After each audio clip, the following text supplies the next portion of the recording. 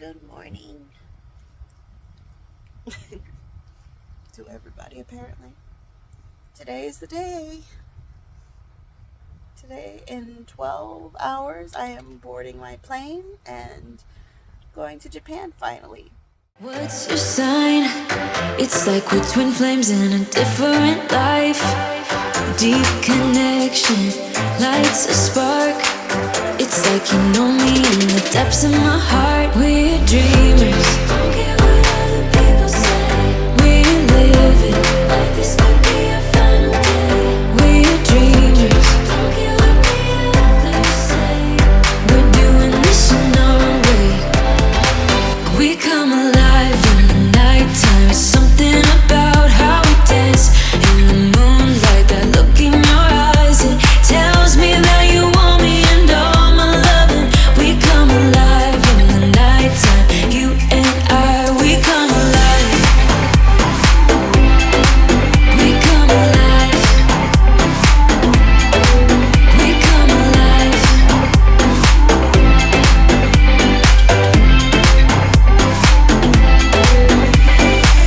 What's your weakness? What's your type?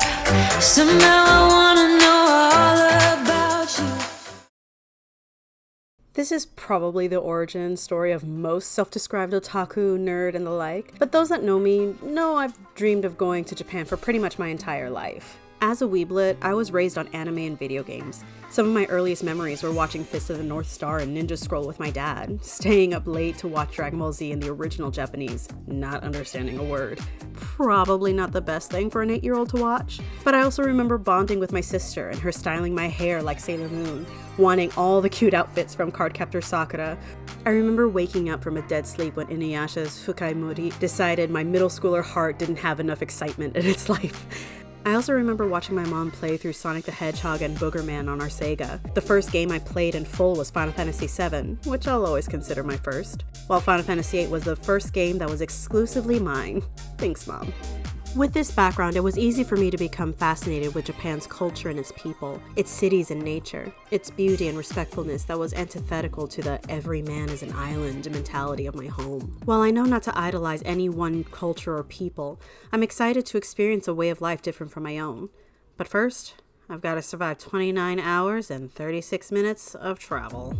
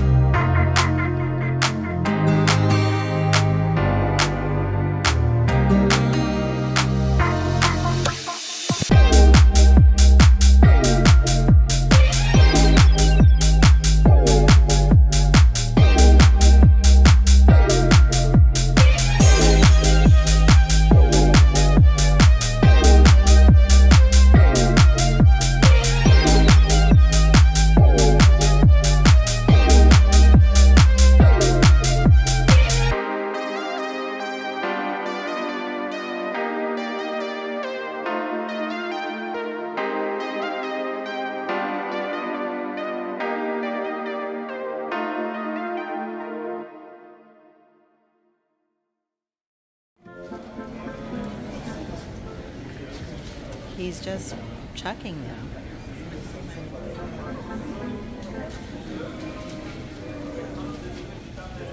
I really hope nothing valuable's in there.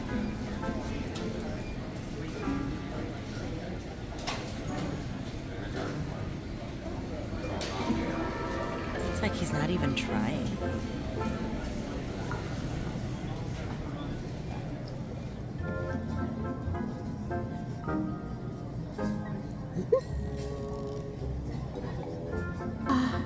look at me, all innocent and naive, oblivious to the hell that I'm about to go through, trying poutine for the first time.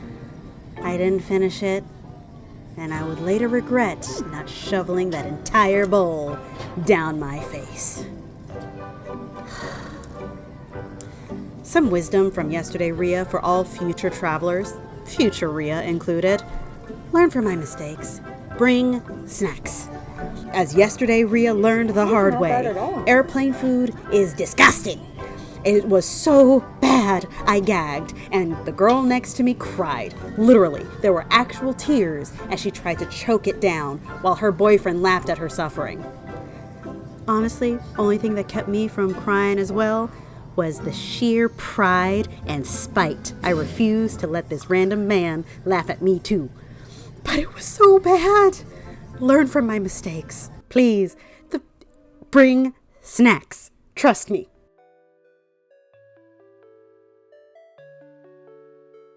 Some additional words of wisdom from yours truly. Layovers are not your friend, and no matter how much you bring for entertainment, you will be bored. Pay for as direct of a flight as possible, or at the very least, avoid more than one layover. Another thing to consider when traveling for several hours, like more than 3, make sure to wear compression socks to keep your feet from swelling.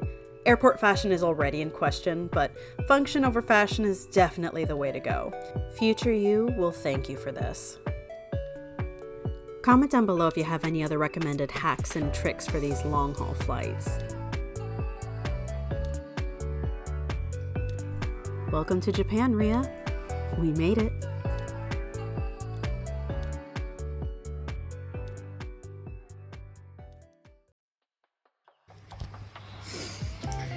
Good morning. This is officially day 1 in Japan.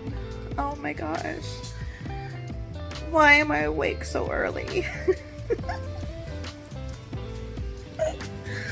According to my time here, I'm like, 5 in the morning?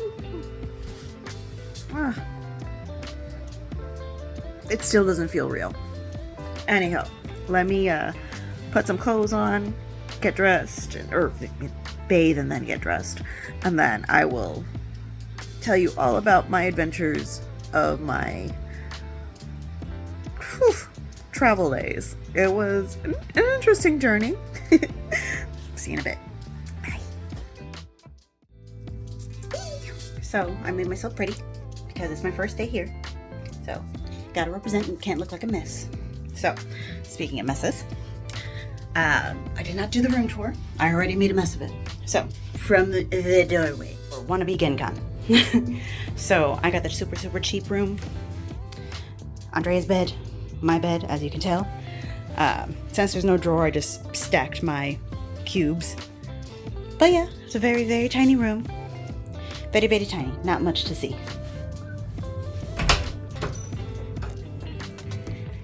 Bathtub. Already exploded. Toilet with a warming seat. That was interesting. But yeah, that's my room. Now I'm gonna go get breakfast and then the promised, how do I put it? The promised adventures of my trip. Or at least getting here. That was quite the show. But yeah, so let me go stuff my face because I'm hungry. And I got distracted by phone calls and work tried to make me work. So yeah, let's go get some food. So, as promised, quick story time. So I was having, sorry, I'm using so a lot. I'll be editing them out. My dad dropped me off at the airport, so I got there pretty early. Palm Beach International Airport, very nice. Let me move this. Not doing me any favors. So I was there for a while. It wasn't so bad. Like, I really didn't mind it so much.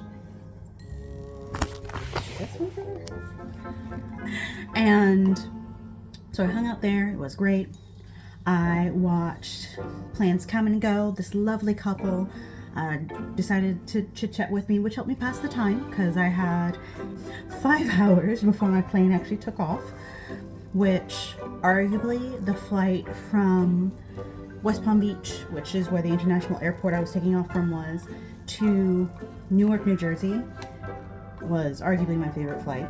So it was at night. I got to see the city above. It was so pretty. Yeah, I got to see the city line. I got to see, it looked like the stars were underneath, and it was absolutely stunning. I loved it. Loved every second of it. The flight was great. I did not have that row to myself, which made me a little sad because I would have liked to stretch out properly. Hang on, sorry. I tried to do mascara, which I usually don't, but I did it just to make myself pretty. But yeah, so it was just a beautiful view. And then when I landed, hell started. So, what is the best way to put this? You felt the Jersey stereotype in the airport. It was hell. So I landed around 11:30 and my next flight wasn't until 6:30. Okay, not so bad. But, so I landed in Terminal A, where it is not people friendly. It's not layover friendly. And the shuttle had already closed. So the terminal I was supposed to go to, or I'm sorry, I landed in Terminal C and I needed to go to Terminal A. The shuttle to get from Terminal C to Terminal A wasn't going to resume until 4 a.m. Usually that's not so bad. I read fan fiction whenever my insomnia hits, and then I will be able to just read through that entire thing, no problem. But that was not the case, because there was nowhere to comfortably lounge anywhere. As you can see here, this is what all the benches looked like. All of them. And the floor was tile, dirty tile. And I wasn't going to lay down on dirty tile, you know, where there's no give. It was just, was not comfortable. I suffered. Fortunately, there was a 24-hour Starbucks that was there, so I was able to like get myself a matcha latte because I wasn't gonna sleep in the middle of what looked like straight from that Resident Evil that broke out in the airport. I forgot. I think it was one of the animated movies. It was like the first animated movie that they made. But anywho, I wasn't sleeping there. And the people that I asked for directions and such were so mean. They were so rude. Like, my asking for assistance was apparently a slight against their character, or I insulted them or something. I don't know. But they were not happy to have me asking for help, because I didn't know where the frick I was going. I was hoping maybe there was a way that I could walk from the terminal I landed to get to the terminal I needed to go, simply so that I had some movement. No, I had to wait the entire time, going stir crazy, trying to be comfortable. I hung out at the Starbucks for like a little while, but I felt awkward just hanging out in the Starbucks by myself, because there were two people there. And I think it was just kind of awkward to have me just sitting there not doing anything. So I waited and waited and waited and waited until finally 4 a.m. rolls around. I waited so long. I was suffering and I did not get any sleep. So we went from when 4 a.m. come around, I was stupid, I was tired, and sleep deprived. My eyes were hurting, my face was hurting. I was so tired. And I was carrying my heavy ass backpack, just like, okay, I can do this. And then I take the shuttle. Everyone, except for one gentleman. There was one very kind gentleman, but everybody else was talking down to me as if I was an inconvenience. Made me feel a little bad about myself. Just a smidge. I'm very self-conscious. Low self-esteem. I'm working on it. So I take the shuttle, and then I get to Terminal A, which is decidedly nicer. There's a lot of places to stretch out and lounge, and I'm like, why couldn't I be here? Why couldn't I be this section? You know? I did not take any footage of it because I was running around like a headless chicken, so I'll find like some royalty-free stuff that I can put here.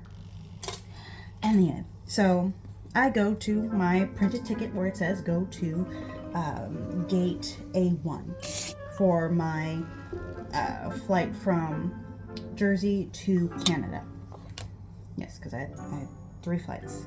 I'm cheap. So I make it all the way across the terminal because I was on this side and then I had to go over to this side because A1 was over here, where the shuttle dropped me off was over here.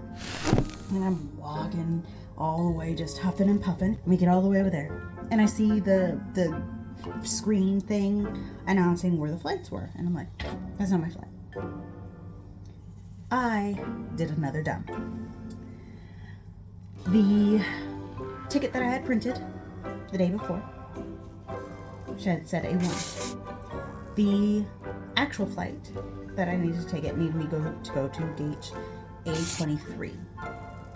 Literally all the way back to where I started.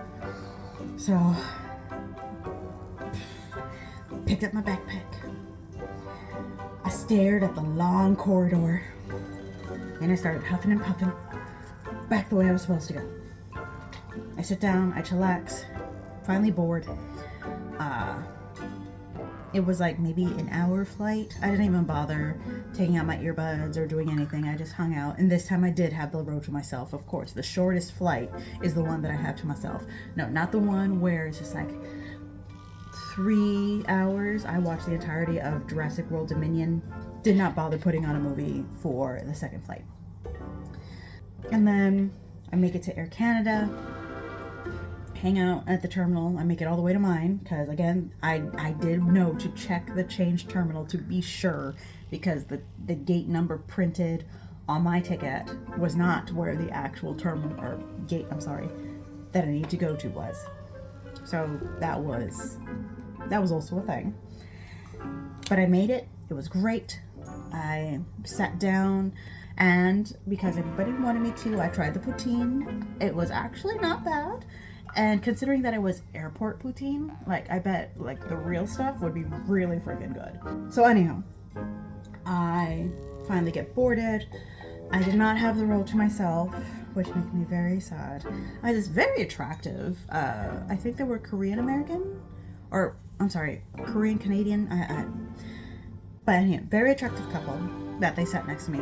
They were very sweet. But since I had like the liquid IV, not sponsored, nowhere near sponsor level, I like shared with them because we had like the half bottles, so I couldn't use a full pouch to myself. So like me and the young lady next to me, we were sharing that. We were both picking fun at the in-flight food. The first meal was not bad. It was edible. The second one was not. The poor girl, my rule of thumb is if it tastes bad, but you don't want to be rude, like eat it fast enough that you can't taste it. This poor girl couldn't even do that. It was so bad. The poor thing gagged. She was like I saw tears forming in her eyes, and I'm like, here, you can have my bread roll. She did not have a good time.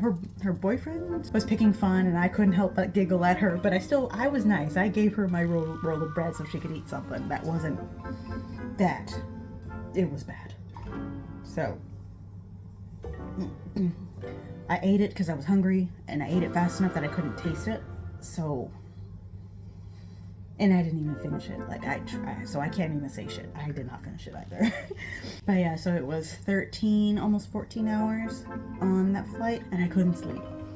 Even though for like most of the flight, they're like, hey, lower down your blinds, because they wanted to simulate nighttime.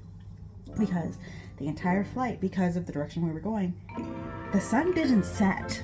So it was 13 plus hours of daytime.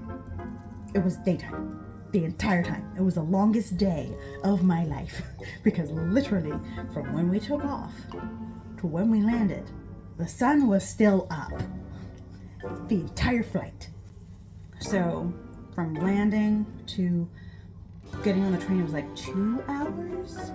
Customs took a little bit. I got on my train. I finally checked into the hotel, as you saw. But yeah, I had that, and then I wound up having to call for help to set up my AC. I thought I got it, but I didn't. And they were able to set it remotely, which was great because I wanted my room cold. And yeah, let me show you what my actual view from the room is. So Yeah, I have this ugly garage there, but it's not bad. It's not bad at all. Nice, listen to me, city. It's really pretty. So, yeah, that was a lot of fun.